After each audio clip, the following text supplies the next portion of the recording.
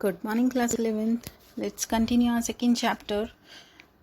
We have discussed three forms of private sector enterprises: sole proprietorship, HUF, and partnership. Now today, the fourth form of private sector business organization is cooperative societies. इसका जो basic जो principal है, working together and with others for a common purpose. ऐसे लोग यहाँ पे एक साथ मिलके काम करते हैं जिन लोगों का एक ही पर्पस होता है, जिन लोगों का सेम या कॉमन पर्पस होता है। Okay, a cooperative form of business is a different form of business enterprise.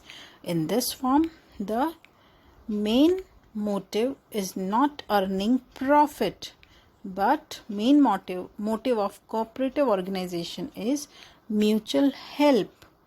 Okay, a minimum of 10 persons are required to form cooperative society. Okay, the registration of cooperative society is compulsory and the capital of cooperative organization is contributed by the members only in form of share capital.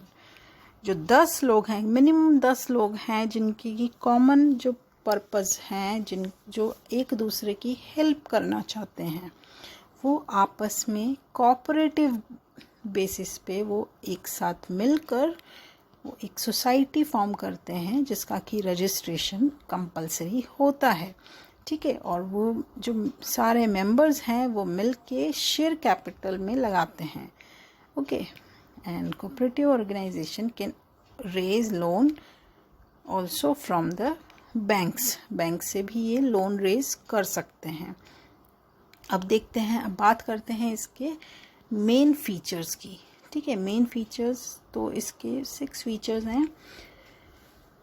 ठीक है, इसका जो आपका acronym है वो है VLCL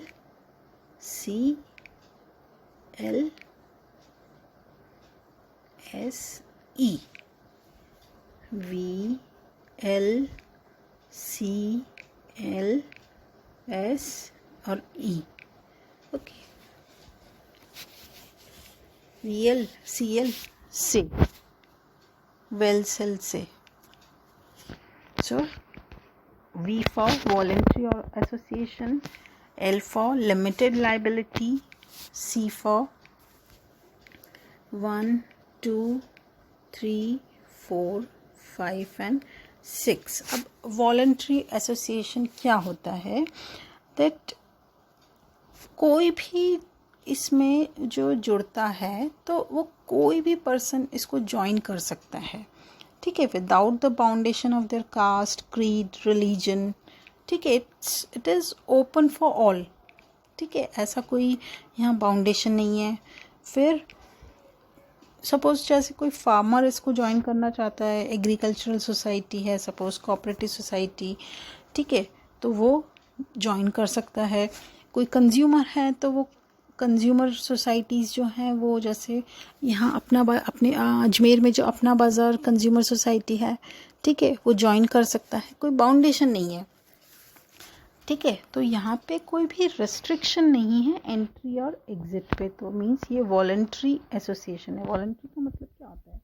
अपनी इच्छा से। ठीक है, स्वैच्छिक संस्था। तो अपनी इच्छा से कोई भी संस्था बना सकता है। ठीक है, उसमें मेंबरशिप के लिए आ सकता है और जा सकता है। ठीक है, तो यहाँ कोई रेस्ट्रिक्शन नहीं है।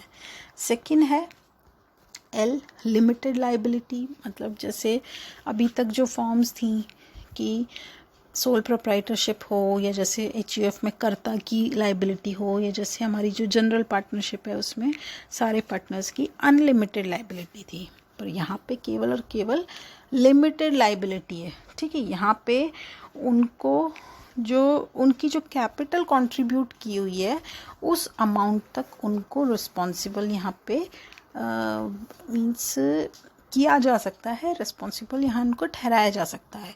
उनको उनकी पर्सनल प्रॉपर्टी के लिए उनको कॉल नहीं किया जा सकता, या उनको उससे देने के लिए उनको बाउंड नहीं किया जा सकता। ठीक है, नेक्स्ट है सर्विस मोटिव। जो कोऑपरेटिव सोसाइटी का प्राइमरी मोटिव और सेकेंडरी मोटिव, अगर हम ऐसे देखें, जो मेन जो मोटिव है, मेन पर्पस जो उनका है, वो टू सर्व द सोसाइटी। ठीक है, जबकि एक नॉर्मल बिजनेसमैन का जो मेन एम होता है टू अर्न प्रॉफिट। अभी तक जो 3 जो हमने फॉर्म्स पढ़ी, उनमें मेन जो एम था उनका सबका main aim to earn profit था। इनफैक्ट अगर कंपनी की भी बात करेंगे तो कंपनी का भी मेन एम अर्निंग प्रॉफिट ही है, बट सिर्फ एक यही फॉर्म है बिजनेस का जिसका कि मेन मोटिव जो होता है वो to serve the society. Service motive main aim होता है और जो अर्निंग प्रॉफिट है वो सेकेंडरी एम होता है। ठीक है, नेक्स्ट है लीगल स्टेटस। अब लीगल स्टेटस जो इसका है वो क्या होता है कि इसका स्टेटस, लीगल जो स्टेटस है वो इसके मेंबर्स से अलग होता है। ठीक है, अब ये जो एक बार रजिस्ट्रेशन इसका हो गया, फिर ये कोऑपरेटिव सोसाइटी अपने नेम में प्रॉपर्टी परचेज कर सकती है और प्रॉपर्टी सेल कर सकती है। ठीक है, सोसाइटी अपने नाम से कॉन्ट्रैक्ट कर सकती है। ठीक है, अगर किसी मेंबर की डेथ हो जाती है या मेंबर मान लो कोई इनकेपेबल हो गया, ठीक है, या इंसॉल्वेंट हो गया, दिवालिया हो गया, ठीक है, तो उसका इसके एग्जिस्टेंस पे कोई इफ़ेक्ट नहीं होगा, है ना। जो कोऑपरेटिव सोसाइटी है वो, उसकी डेथ नहीं होगी। Death of a member does not make any impact on the existence of this cooperative society. ठीक है, तो लीगल स्टेटस इसका सेपरेट है फ्रॉम इट्स मेंबर्स। नेक्स्ट है कंट्रोल। यहाँ पे कंट्रोल किसका होगा? कंट्रोल से मतलब है जो डिसीजन मेकिंग है। ठीक है, अब डिसीजन मेकिंग जो होगी वो यहाँ पे जो एक मैनेजिंग कमेटी होगी। ठीक है, मैनेजिंग कमेटी कैसे यहाँ फॉर्म होगी? उसके इलेक्शंस होंगे। ठीक है, अब इलेक्शंस में कैसे होगा? जैसे सपोज किसी ने 10 लाख कैपिटल लगाई, ठीक है, और किसी ने 10,000 ही लगाई, तो अब कायदे से तो 10 लाख जो ज़्यादा लगा रहा है, कैपिटल इन्वेस्ट कर रहा है, उसको ज़्यादा वोटिंग राइट्स होने चाहिए। ठीक है, पर यहाँ पे ऐसा नहीं होता। यहाँ पे जो इलेक्शन होते हैं उसमें सारे मेंबर्स को एक ही वोट देने का राइट होता है।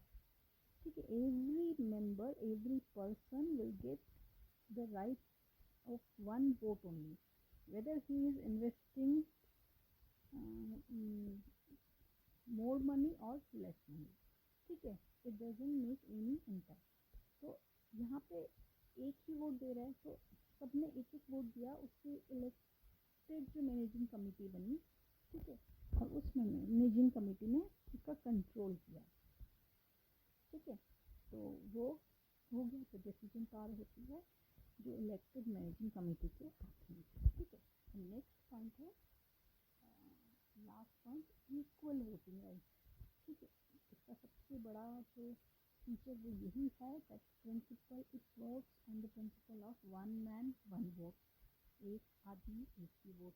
ठीक है, ये मैंने पहले ही बता दिया। तो चाहे कितने भी उनके पास शेयर्स हैं, कितनी भी उन्होंने कैपिटल इन्वेस्ट की हो, इससे कोई फर्क नहीं पड़ता। Okay, each person will get one vote only irrespective of its invested capital। तो यहाँ पे बात करते हैं मेरिट्स की।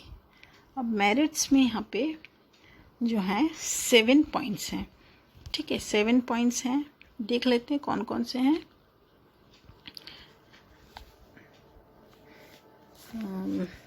7 है, तो यहाँ पे एक बड़ा अच्छा सा एक्रोनिम यहाँ पे बन रहा है, सीलो। 2 एस हैं, 3 ई हैं, एल है और ओ है, तो सी और लो। ठीक है, अब C1 stable existence, then support from government. 2, then 3, equality in voting rights, then E, economical functioning, and then easy to form, then L, limited liability, and 7 is open membership. ठीक है. अब फर्स्ट स्टेबल एग्जिस्टेंस जो sorry अच्छा हाँ first stable existence. ठीक है, मतलब कि जो यहाँ पे कोऑपरेटिव सोसाइटी है उसकी जो एग्जिस्टेंस है उस पे मेंबर की डेथ का या उसके इंसॉल्वेंसी का या उसकी इनकैपेबिलिटी का कोई इफ़ेक्ट नहीं होता. ठीक है.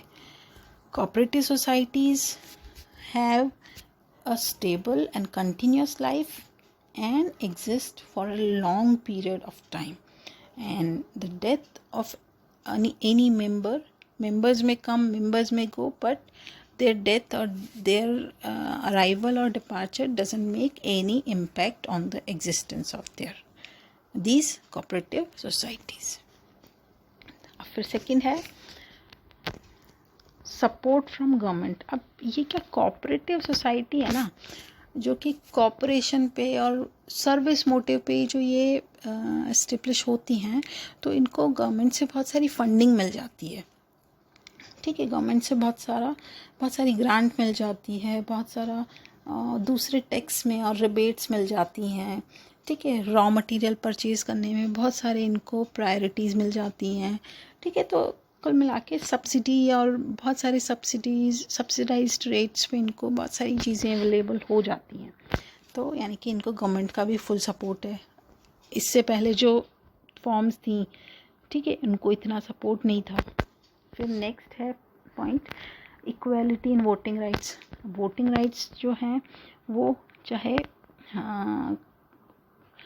कितनी भी कैपिटल इन कंट्रीब्यूट करें, उनको वन मैन वन वोट के प्रिंसिपल पे उनको इक्वल वोटिंग राइट्स अवेलेबल होते हैं. ठीक है.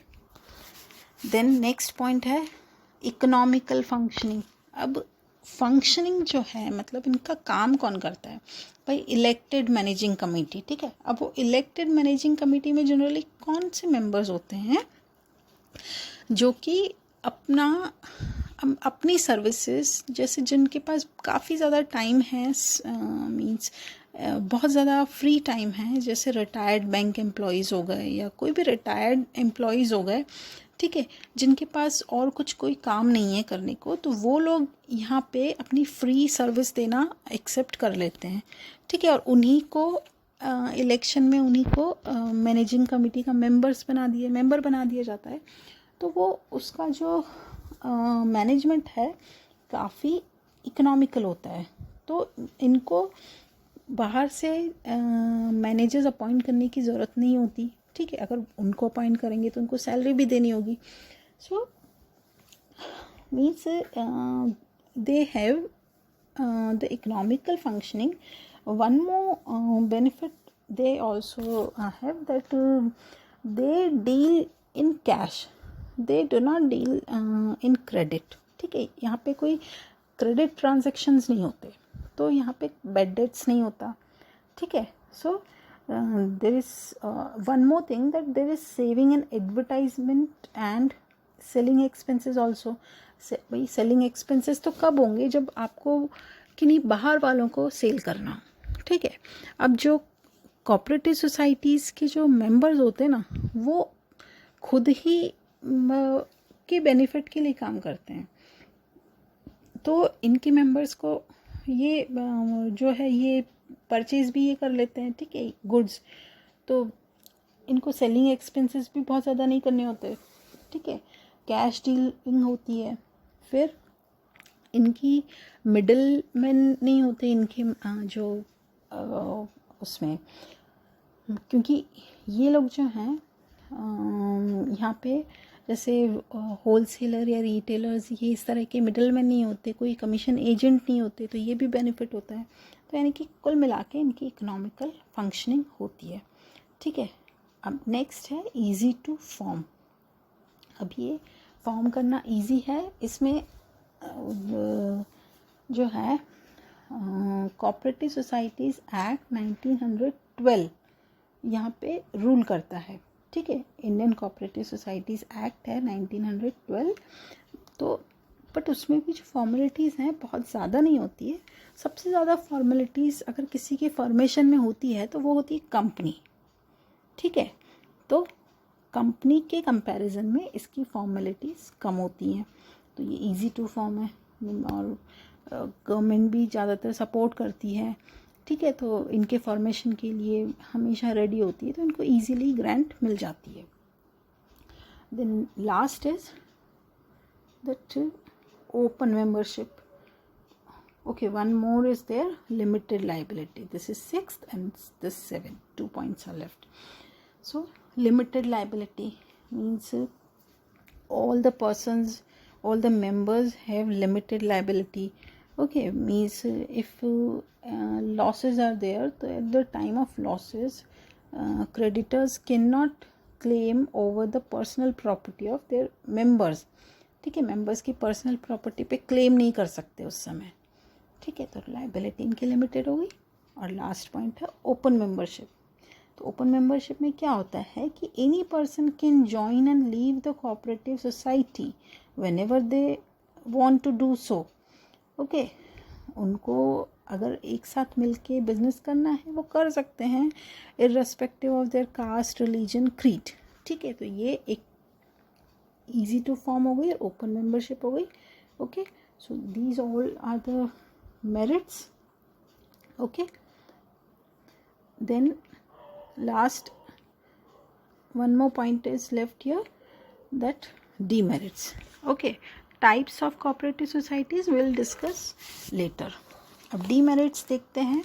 demerits का भी एक काफ़ी अच्छा यहाँ पे एक्रोनिम आ रहा है, दिल्ली, DELLI, ठीक है। एडवांटेजेस का था सीलो और ये है डेली, सीलो डेली, ठीक है। और आपका VLCL से, ठीक है, VLCL से आप इसको कोई भी जैसे फॉर्मूला उसमें भी है ना, ठीक है, उससे आप लर्न कर सकते हैं। तो यहाँ पे अभी फ़िलहाल बात करते हैं डिसएडवांटेजेस की। तो वो है दिल्ली। अब दिल्ली मीन्स D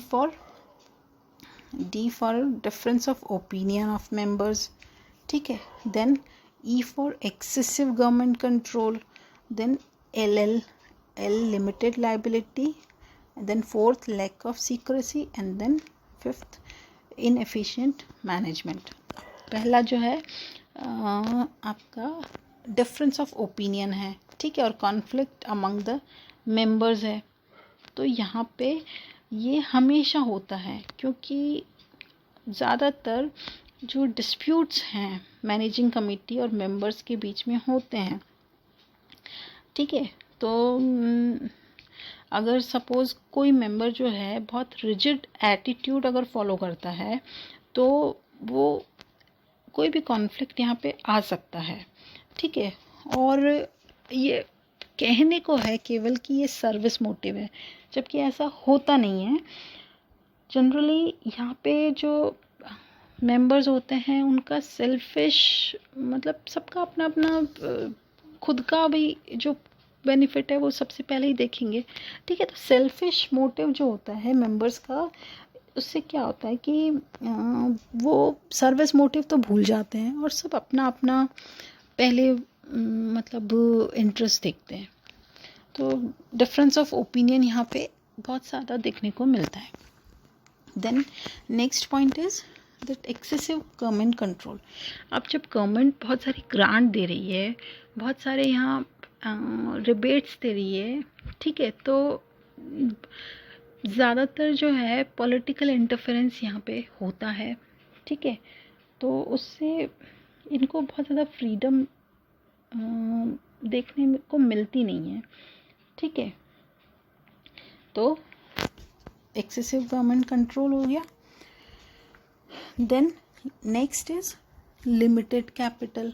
अब सबसे बड़ी बात है भाई 10 लाख जो इन्वेस्ट कर रहा है उसको भी एक ही वोट मिल रहा है और जो 10,000 रुपये लगा रहा है उसको भी एक ही वोट मिल रहा है, और जो 1,000 लगा रहा है उसको भी एक वोट मिल रहा है। तो 10 लाख वाले को ऐसा क्या अट्रैक्ट करेगा कि वो 10 लाख इन्वेस्ट करे? उसको पता है कि जब वोटिंग राइट उसे एक ही मिलना है, तो वो भी ज़्यादा कैपिटल क्यों लगाएगा? तो जाहिर सी बात है, इन कोऑपरेटिव सोसाइटीज़ के पास में बहुत ज़्यादा कैपिटल होती नहीं है, ठीक है। तो यहाँ पे लिमिटेड कैपिटल ही रहती है। Then next is lack of secrecy. Now secrecy is also less over here because there are open discussions in the meetings, okay, by members, so it is difficult to maintain secrecy about operations, ठीक है। यहाँ पे जो भी members हैं उनके बीच में open discussions होते हैं, तो यहाँ पे सीक्रेसी मेंटेन नहीं रह सकती। फिर लास्ट पॉइंट है इनएफिशिएंट मैनेजमेंट। अब इनएफिशिएंट मैनेजमेंट जो है वो यहाँ पे होगा बिकॉज जो यहाँ पे मैनेजिंग कमेटी के मेंबर्स हैं वो कौन लोग होते हैं जो कि वॉलंटरीली अपनी सर्विसेज देने को तैयार रहते हैं। जो लोग हैं जिनके पास और कोई काम नहीं है, those who do not have any other work और like retired employees, they are ready to give their free services. So it is not necessary that they may efficient in doing everything or managing everything, okay. So lack of management would be there, okay.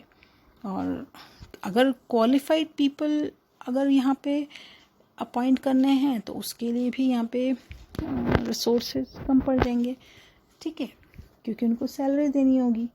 तो ये जो cooperative societies हैं इतनी high salaries पे नहीं कर पाएंगी, okay, and they can not afford it. So these all are the disadvantages.